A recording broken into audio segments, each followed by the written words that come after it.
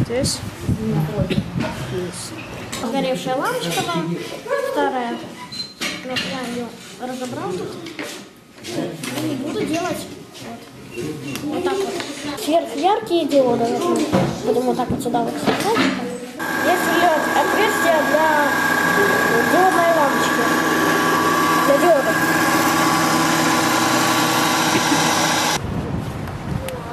Какая бы погода ни была, вот все обслуживание, вот видите, пришли, мы листик сняли, солнечную батарею обслужили. Так? Вот это ее основное преимущество, что нету вращающихся частей, нету износа. Это как будут гореть лампочки, если солнца нету, энергия же не идет. Все накапливается в этой батарее. Включай. Сколько сейчас напряжение? Ты записываешь. 26,3, да. Смотри, как упадет напряжение.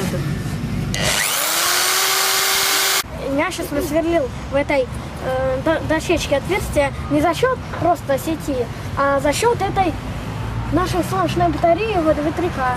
За счет того, что идет подзарядка от солнца, оно уже начинает подниматься 96,2. Да?